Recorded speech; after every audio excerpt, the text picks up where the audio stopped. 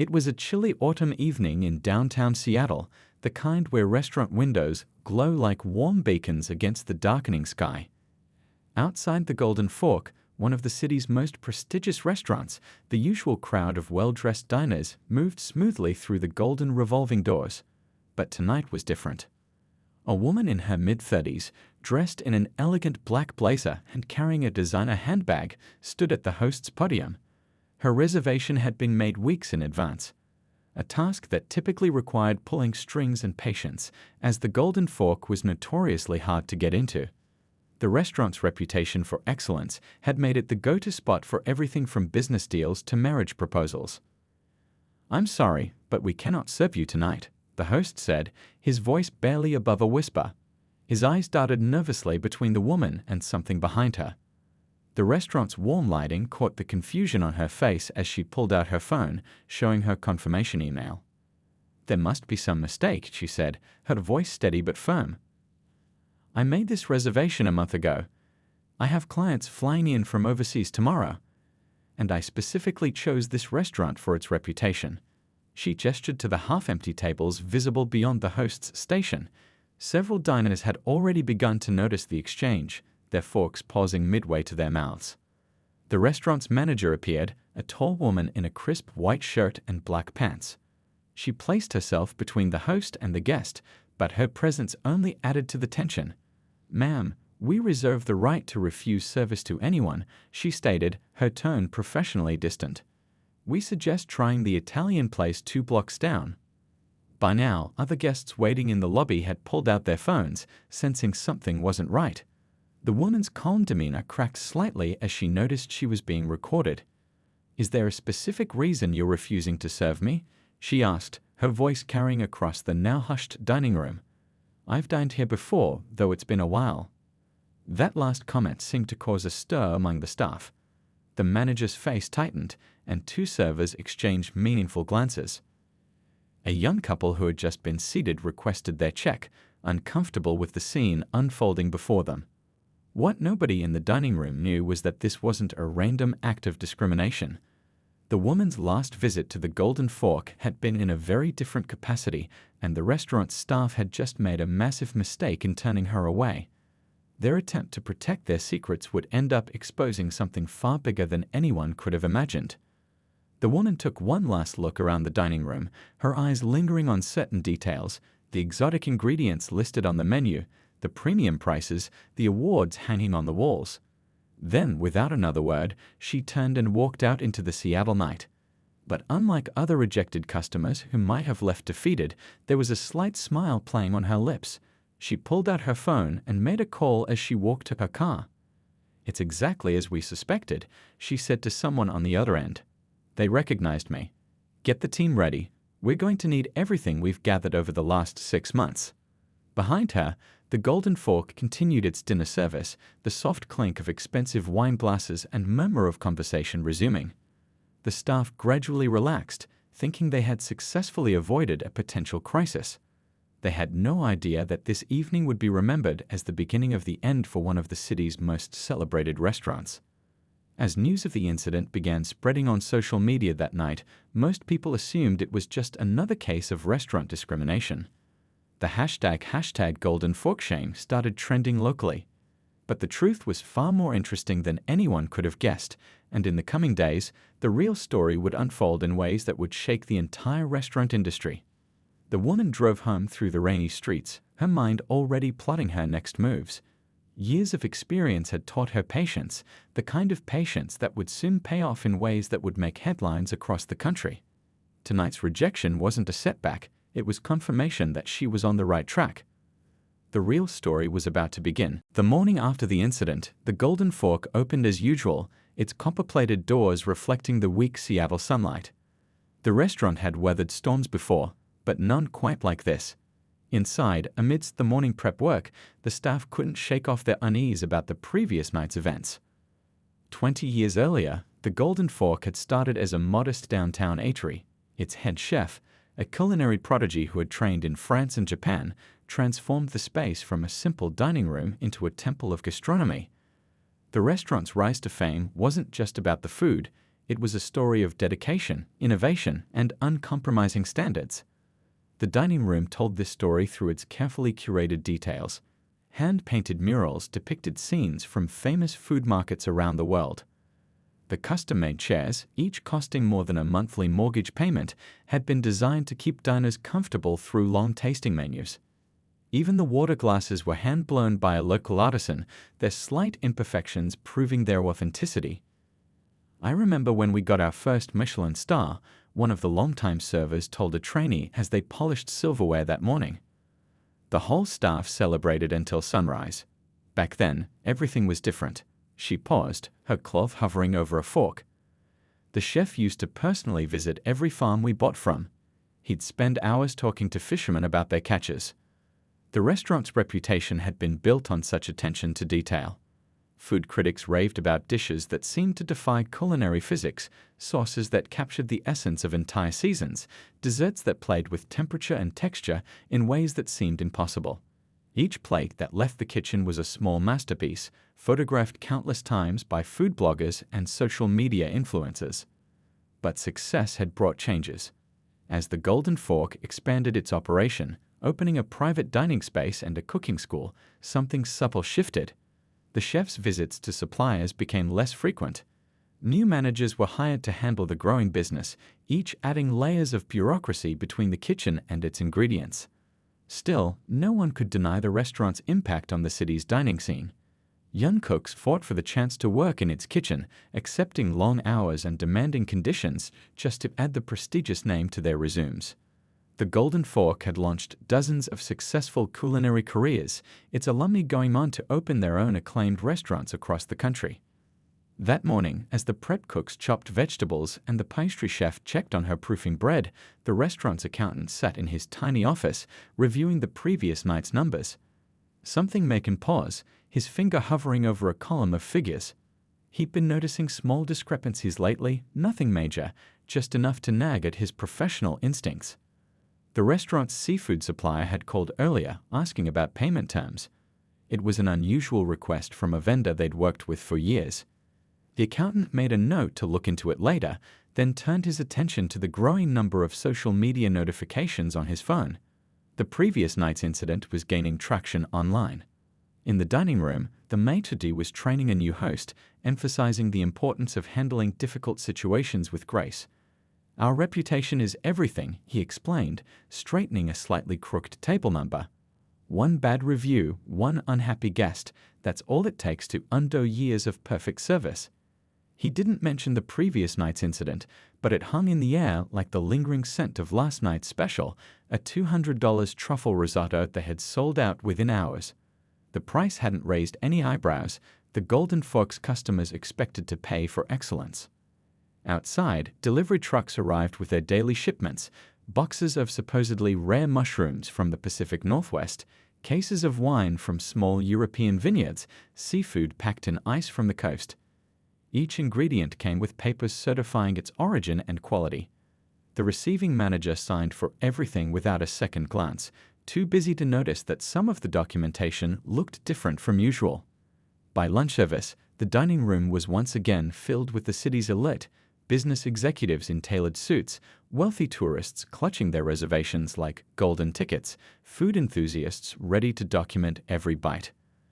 They all came seeking the same thing: the promise of an extraordinary dining experience that only the Golden Fork could deliver. But beneath the perfectly choreographed service and meticulously plated dishes, hairline cracks were beginning to show in the restaurant's carefully maintained facade.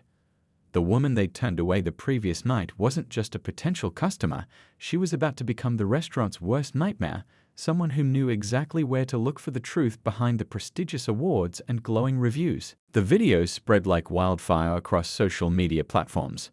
First on TikTok, then Twitter, Instagram, and Facebook, shaky smartphone footage showing the well-dressed woman being turned away from the Golden Fork. By midnight, what had started as a local incident had transformed into a nationwide conversation about restaurant discrimination. "Watch how they treated her at Seattle's finest restaurant," read one viral post, accompanied by a clip that had already gathered millions of views. The comments section exploded with stories from other diners who claimed they'd experienced similar treatment at upscale establishments. A food blogger with 500,000 followers shared the video, adding her own commentary. "I've reviewed the Golden Fork 3 times. Never saw anything like this. Something's not adding up."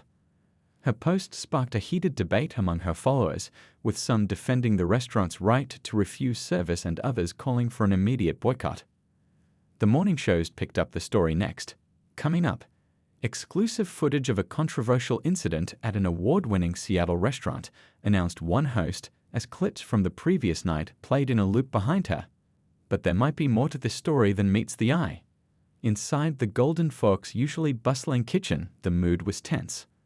Line cooks worked in unusual silence, their normal banter replaced by the soft ping of phone notifications as more staff members discovered they were trending online.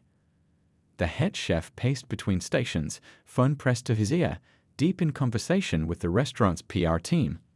"We're getting destroyed on Yelp," one of the servers announced during the pre-service meeting. Indeed, the restaurant's pristine rating was taking a hit as hundreds of one-star reviews poured in, most from people who'd never set foot in the establishment. "My sister in Florida just texted me about it. She saw it on her local news."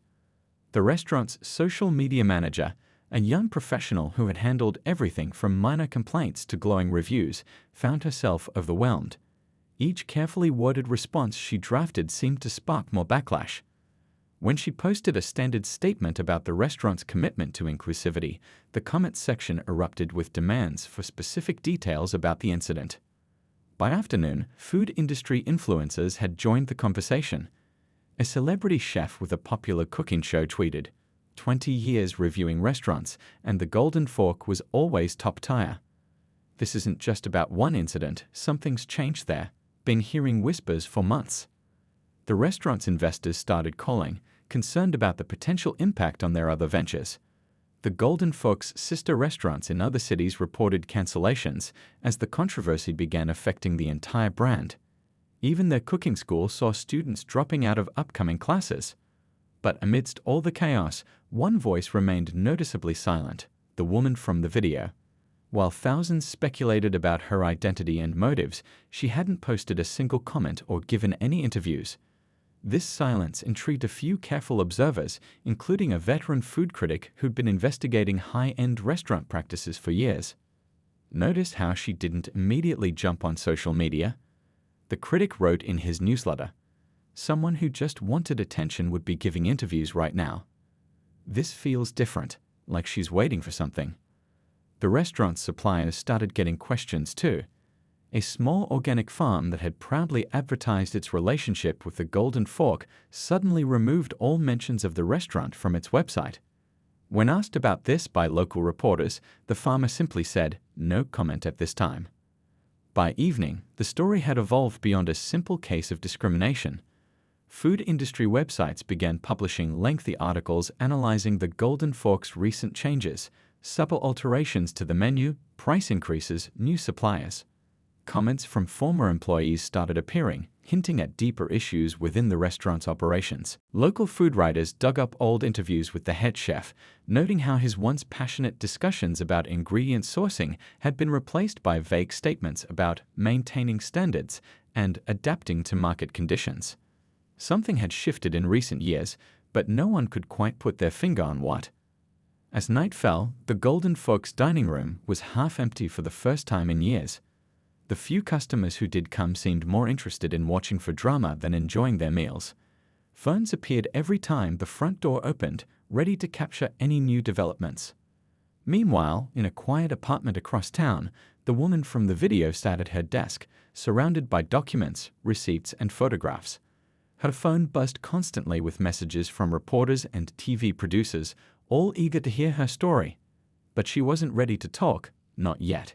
She had spent months building her case, and this viral video was just the beginning. She opened her laptop and began typing an email to someone whose help she would need for the next phase of her plan. The subject line read, "Golden Fork investigation, ready to proceed."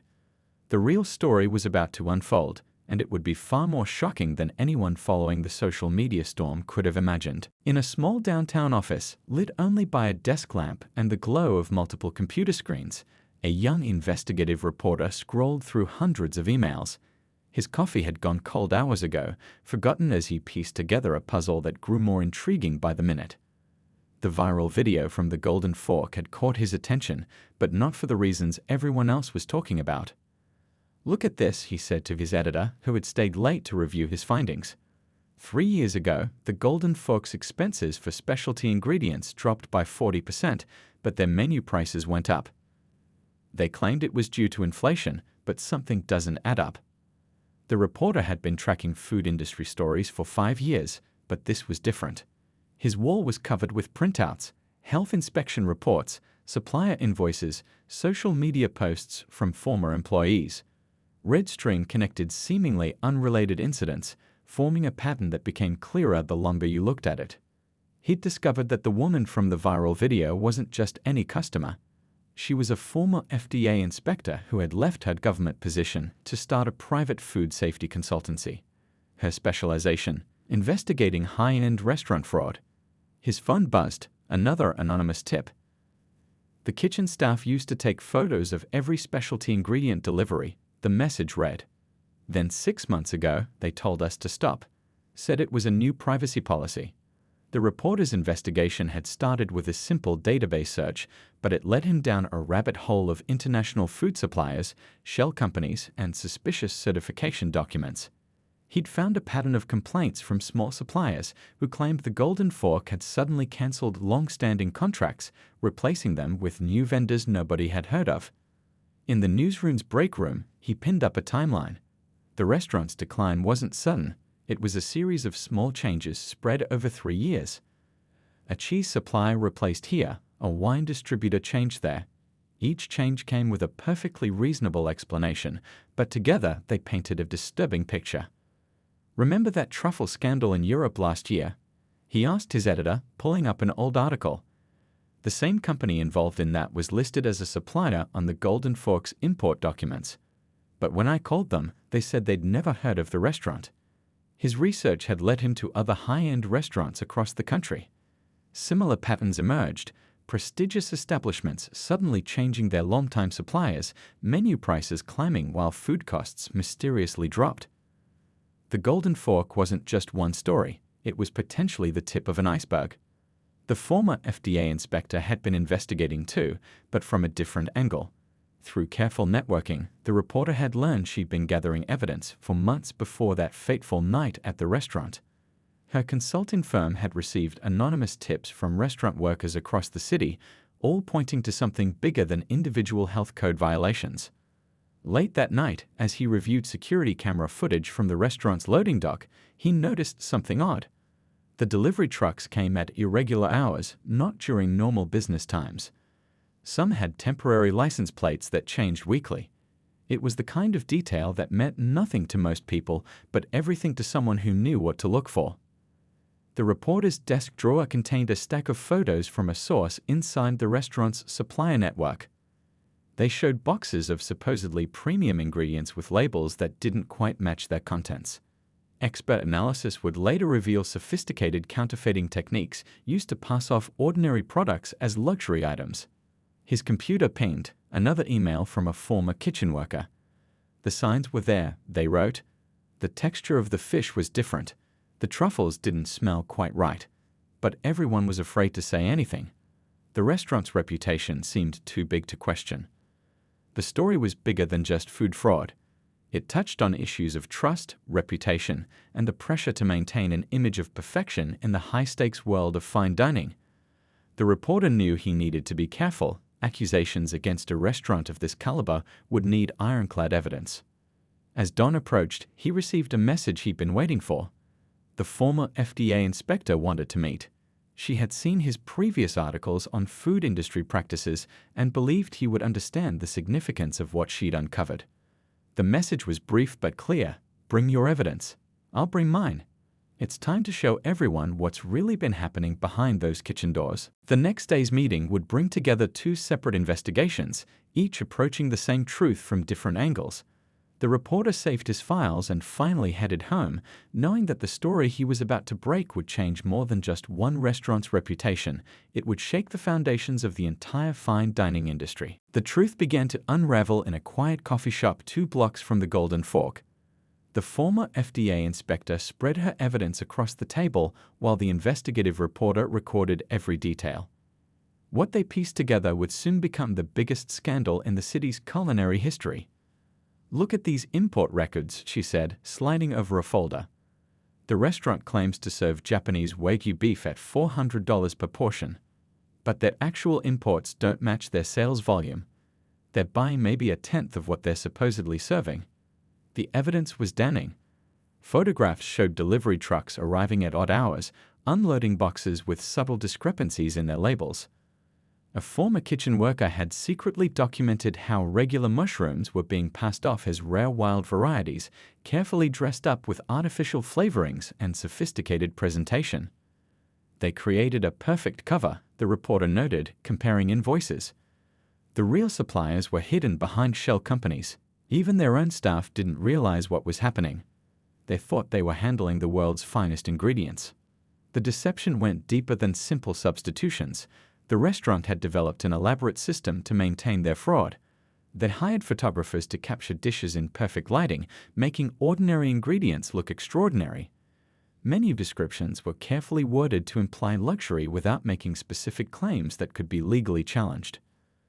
"The truffles were the biggest red flag," the inspector explained, pulling out a laboratory analysis. "Real Italian white truffles have a distinct chemical composition. These samples," she tapped the report, "they were treated with synthetic aromatics to mimic the scent. Most customers couldn't tell the difference." Their investigation revealed a pattern stretching back 3 years. It started small, mixing premium olive oil with cheaper varieties, extending expensive sauces with conventional ingredients. But as profits soared and detection seemed unlikely, the scheme grew bolder. The reporter's phone buzzed with a message from another source: "Check the wine cellar." Photos revealed how premium wine bottles were being refilled with lower quality vintages. The sommelier had quit 6 months ago, citing personal reasons. Now they knew why. It wasn't just about money, the inspector said, showing records of the restaurant's massive profits. They created an illusion of exclusivity. People believed they were tasting the world's finest ingredients. The power of suggestion is incredible. When you're told you're eating something exceptional, you often taste what you expect to taste. The evidence showed how carefully the deception was maintained. Staff training manuals detailed specific stories about ingredient sourcing, all fabricated. Suppliers were paid to stay quiet. Even the restaurant's prestigious awards had been maintained through careful manipulation of inspector visits and critic experiences. A USB drive from a former accountant contained years of parallel books, one set for official records, another showing the true costs and profits. The markup on fake premium ingredients was astronomical, generating millions in fraudulent profits. "But here's what really bothers me," the inspector said, pulling out health inspection reports. "Some of these substitutions weren't just about profit. They were dangerous. People with allergies trusted the menu descriptions. They were playing with lives." The reporter's research had uncovered similar schemes at other high-end restaurants, suggesting a network of fraud that spanned multiple cities. The Golden Fork wasn't an isolated case. It was part of a sophisticated operation that had infiltrated the fine dining industry. As evening approached, they organized their evidence into clear categories: financial fraud, food safety violations, consumer deception, and potential health code violations. The story wasn't just about expensive ingredients being swapped for cheaper ones. It was about trust, public safety, and the dark side of culinary prestige. "People think food fraud only happens in back-alley operations," the inspector noted, closing her laptop. "But sometimes the most sophisticated schemes happen in plain sight, protected by reputation and prestige." They had enough evidence to expose everything, but timing would be crucial. The restaurant's powerful owners had connections throughout the city. They would need to release the information carefully, ensuring that no evidence could be destroyed or covered up. As they packed up their evidence, the inspector's phone lit up with a message. Another former employee was ready to talk, bringing documents about the restaurant's international suppliers. The web of deception was about to unravel, and the Golden Fork's carefully maintained facade was going to crumble. The next step would require careful coordination with federal authorities. Food fraud at this scale crossed state lines, making it a federal offense. Soon, the Golden Fork would serve its last fraudulent meal, and the truth would finally be served instead. The evening started like any other at the Golden Fork. The dining room buzzed with conversation, wine glasses clinked, and perfectly plated dishes emerged from the kitchen. But at exactly 7:30 p.m., everything changed. The former FDA inspector walked through the golden revolving doors, this time accompanied by federal agents in plain clothes. The host's face went pale with recognition. The same woman they'd turned away weeks ago had returned, but now she carried a federal warrant instead of a dinner reservation. "Please continue with your meals," one agent announced to the startled diners as others moved swiftly toward the kitchen. The restaurant's head chef emerged, his white coat pristine, his expression shifting from confusion to recognition as he spotted the inspector. "We have a warrant to search these premises," she stated, her voice carrying across the now silent dining room. "Everyone needs to stay where they are." The investigative reporter stood near the entrance, notebook in hand, watching as months of careful investigation culminated in this moment. In the kitchen, federal agents began a methodical search. They opened refrigerators, checked labels, and photographed everything. A specialized team headed straight for a hidden storage room that their investigation had revealed. A space not listed on any official floor plans. "Look at these labels," one agent called out, examining boxes of supposed premium ingredients. "The holographic seals are counterfeit." They'd found stacks of fake certification papers carefully crafted to fool health inspectors and food critics alike. The restaurant's owner arrived, summoned by panicked staff calls. His usual confident stride faltered as he saw federal agents examining his wine cellar, where bottles of expensive vintages had been systematically refilled with cheaper alternatives. "These aren't just health code violations," the inspector explained to the assembled staff.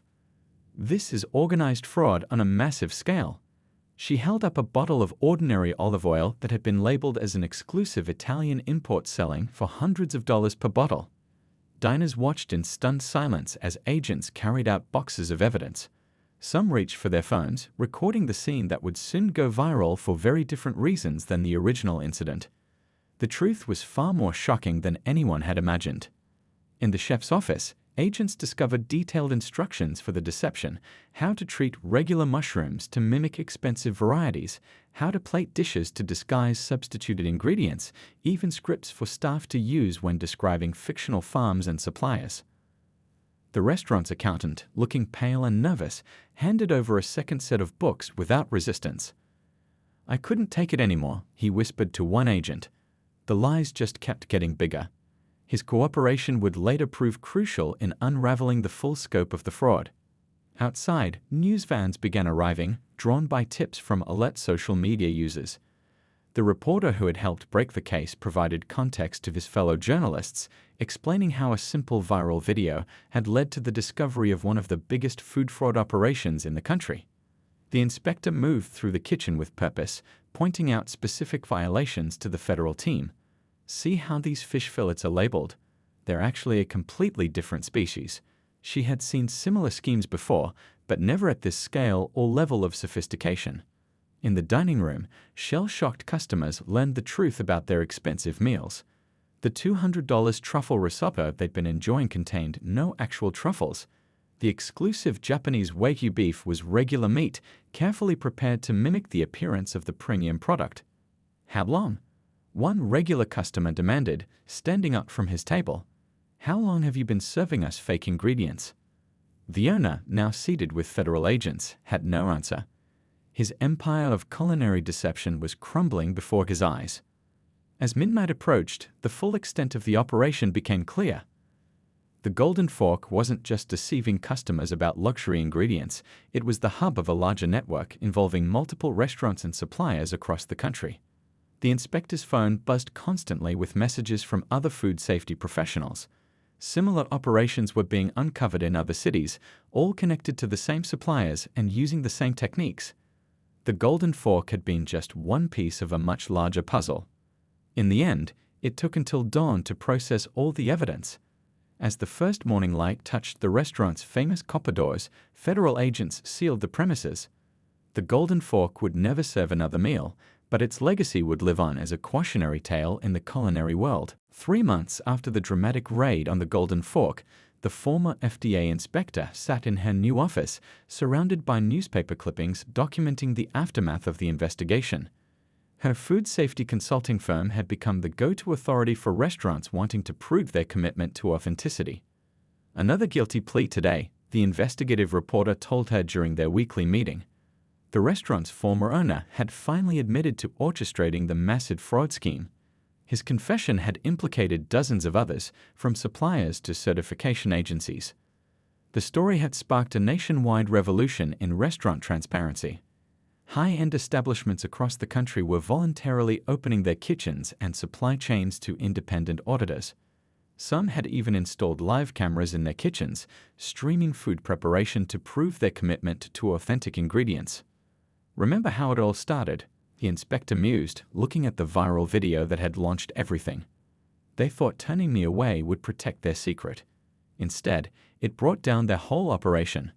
The clip had now been viewed over 50 million times, featured in documentaries about food fraud. The fallout reached far beyond the Golden Fork. Health departments nationwide had adopted stricter verification procedures for premium ingredients. The price of real Wagyu beef and authentic truffles had actually dropped as fraudulent competitors were eliminated from the market. Former staff members from the Golden Fork had become unlikely heroes. The line cook who'd secretly documented the fake ingredients now taught food safety at a culinary school. The accountant who'd surrendered the secret books worked with authorities to uncover similar schemes at other restaurants. "Look at this," the reporter said, showing her a news alert. Another high-end restaurant had just voluntarily closed its doors, admitting to similar deceptive practices before they could be exposed. The domino effect continued as more establishments chose confession over investigation. The inspector's phone rang constantly now, with calls from restaurant owners seeking certification. Her firm had developed a rigorous authentication program that became the industry standard. Restaurants proudly displayed their certifications, and diners learned to look for them before making reservations. In the local restaurant scene, a remarkable transformation had taken place. Small suppliers who had been pushed out by the Golden Fork's fake premium ingredients were thriving again. Farmers and fishermen found new appreciation for their authentic products as restaurants emphasized genuine farm-to-table connections. "We've received another 100 applications for certification," her assistant reported, bringing in more files. The waiting list for their authentication program grew longer each week. Restaurant owners realized that transparency had become as important as the food itself. The courtroom proceedings had revealed the full scope of the deception. The Golden Fork scheme had cheated customers out of millions of dollars over 3 years. But the judge noted that the financial fraud paled in comparison to the betrayal of public trust. Former regular customers had started a support group, half-jokingly calling themselves survivors of the Golden Fork. They shared stories of special occasions celebrated there, anniversaries, proposals, business deals, all tainted by the knowledge that their expensive meals had been elaborate fakes. But from the ashes of scandal, something positive had grown. A new generation of chefs emerged, committed to absolute transparency in their kitchens. They invited customers to inspect their ingredients, meet their suppliers, and understand the true value of authentic cuisine. The inspector's consulting firm now offered free workshops for restaurant staff, teaching them how to identify and report food fraud. "If something seems wrong in your kitchen," she told them, "speak up. You might prevent another Golden Fork situation." The investigative reporter had won several awards for breaking the story, but he remained focused on following the ripple effects. "It's not just about fancy restaurants anymore," he explained. "People are asking questions about everything they eat. They want to know the truth about their food." In the end, the Golden Forks building was sold to a culinary school that specialized in authentic international cuisine. Students learned not just cooking techniques, but the importance of integrity in the kitchen. The school's motto, displayed where the restaurant's sign once hung, read, truth in every dish. As the inspector finished her last meeting of the day, she received an email that made her smile. A group of former Golden Fork customers had started a foundation to support small farmers and authentic food producers. The scandal had transformed not just the restaurant industry, but the way people thought about the value of honesty in food. As the inspector finished her last meeting of the day, she received an email that made her smile. A group of former Golden Fork customers had started a foundation to support small farmers and authentic food producers. The scandal had transformed not just the restaurant industry, but the way people thought about the value of honesty in food.